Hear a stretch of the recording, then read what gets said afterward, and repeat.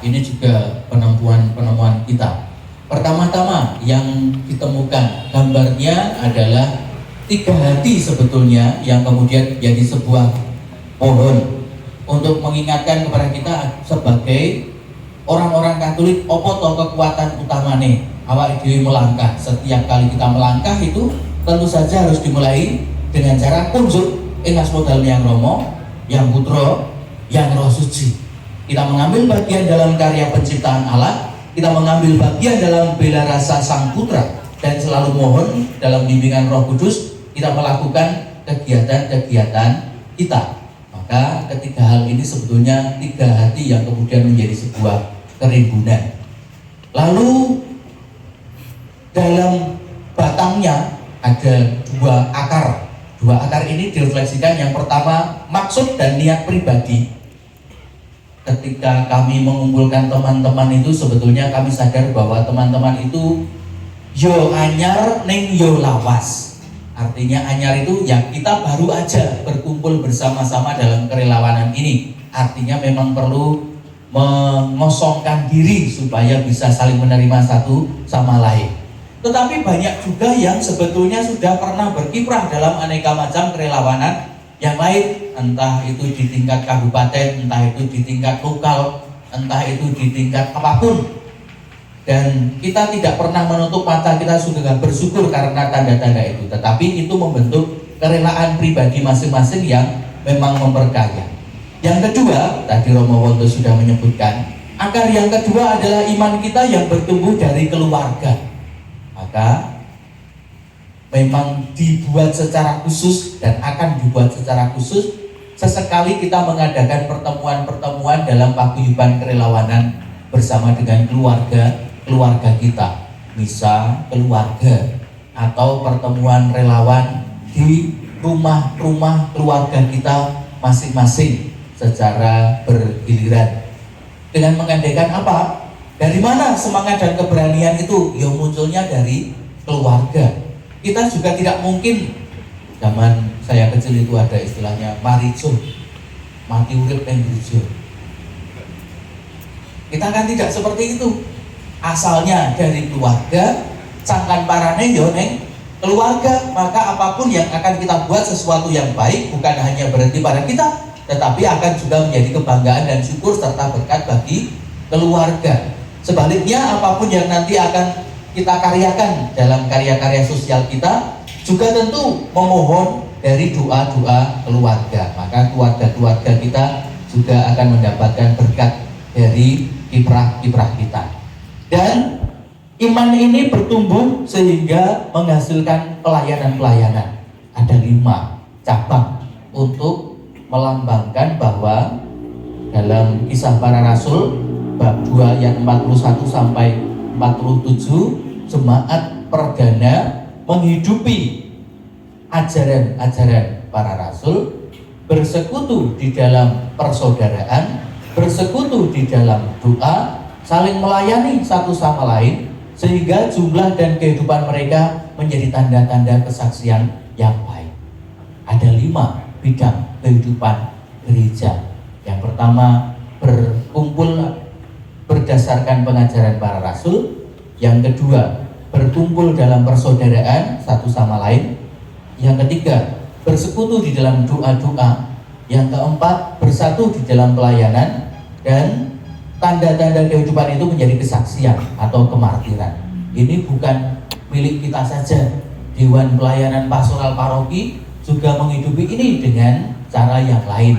Ada kegiatan-kegiatan yang mewujudkan pewartaan, ada kegiatan-kegiatan yang menumbuhkan persaudaraan, koinonia, ada kegiatan-kegiatan doa, liturgi, ada kegiatan-kegiatan pelayanan, diakonia, dan yang penting untuk diangkat kembali adalah kemartiran, kesaksian kita masing-masing. Maka warna yang kita pilih adalah warna merah. Mengapa merah? Karena dalam liturgi merah adalah tanda warna iman, keberanian, sukacita pengorbanan, sukacita darah kemartiran. Bukannya kalau menjadi relawan awake dhewe terus pengen jadi martir, mati gasik, tidak. Justru karena kita mau menyelamatkan satu jiwa itu, kita juga harus tahu bagaimana kita sendiri tahu menyelamatkan diri. Kalau orang naik pesawat itu diingatkan bapak dan ibu yang membawa anak, kalau ada turbulensi, tekanan udara yang menurun, jangan memberikan dulu kepada anaknya, tetapi memberikan pada dirinya sendiri supaya bisa menyelamatkan orang lain. Di waktu COVID kita juga diingatkan, oke, kita ini memang memiliki maksud baik untuk membantu orang lain, tapi tidak untuk datang mati konyol. Maka kita perlu mempelajari teknik, metode, prosedur, cara-cara yang tepat untuk menjaga dan mewujudkan keselamatan itu. Lalu ada 2 salib misioner yang ada di sini menyimpulkan bagi kita bahwa tugas setiap orang Katolik yang memang untuk mewartakan kabar sukacita kerajaan Allah. Keselamatan itu tidak mungkin hanya berhenti dan monopoli diri sendiri. Justru keselamatan itu akan menjadi semakin mewujud ketika diberikan kepada orang lain. Lalu tulisan relawan Bila Rasa Kevikepan Yogyakarta Barat. Tolong ini dibentuk sampai jam 8:30 nanti ya. Nah, itu. Lalu spiritualitas kita adalah Lukas bab 4 ayat 18 sampai 19. Roh Tuhan ada padaku. Selama kita ini masih punya hidup, artinya kita masih punya dalam tanda petik hutang tanggung jawab. Wong Gusti ki wis maringi awake dhewe turah-turah. Maka dari segala yang sudah diberikan oleh Tuhan itu kita ditantang, ayo berbuat sesuatu untuk orang lain. Sesuatu yang paling sederhana itu apa? Satu jiwa untuk dilayani, satu jiwa untuk diselamatkan. Barangkali sebetulnya satu jiwa yang diselamatkan itu kita sendiri. Ini refleksi yang amat sangat menarik dari teman-teman kemarin. Jangan mimpi bahwa aku relawan ki, aku lah nemokke pada waktu SAR itu ya, dulu kita awak dhewe sing teko, sapa ngerti awak dhewe sing nemokke ora. Pas awak dhewe tugas, sapa ngerti engko Gunung Merapi gitu. Itu teman-teman ini bersihkan. Tidak. Barangkali sebetulnya satu jiwa yang diselamatkan itu adalah diri kita sendiri. Karena apa? Ketika kemarin-kemarin saya berkiprah tetapi hanya untuk kepentingan diri saya, berarti kan saya tidak membawa keselamatan. Ketika saya berkiprah ternyata aku duwe pamrih kadonya, berarti kan bukan saya yang diselamatkan. Maka sekarang ketika saya melangkahkan kaki untuk kerelawan Bila Rasa ini, yang perlu kita sadari adalah kerendahan hati bahwa sing diselamatkan pisanan iki sakjane aku. Ketika kita kumpul di sini lalu mendapat ngono kuwi to dadi wong Katolik. Begitu itu caranya menghadirkan diri sebagai orang Katolik. Begitu itu kiprah kita sebagai murid-murid Kristus. Syukur bagi bahwa kita diberi kepercayaan dan berkat oleh Tuhan untuk melayani, dan pelayanan itu lalu berbuah bagi juga orang lain.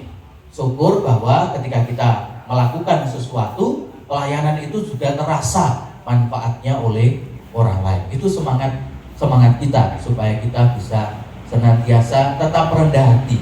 Setiap orang kami sadar diri bahwa sebetulnya semakin kami melangkah itu semakin ada banyak hal yang harus dipelajari. Maka jane ora ono relawan nomor 1 ora ono, enggak ada. Tidak ada relawan yang paling jagoan, itu tidak ada. Karena ketika kami melihat yang paham mengenai keselamatan pada waktu kecelakaan ternyata juga tidak terlalu paham ketika terjadi kejadian dalam soal air misalnya. Yang paham mengenai air tidak terlalu paham mengenai mitigasi iklim. Yang paham mengenai segala macam di lapangan ternyata membutuhkan dukungan logistik. Mergo yo oleh barang, mergo yo butuh alat, mergo yo butuh konsol dan seterusnya.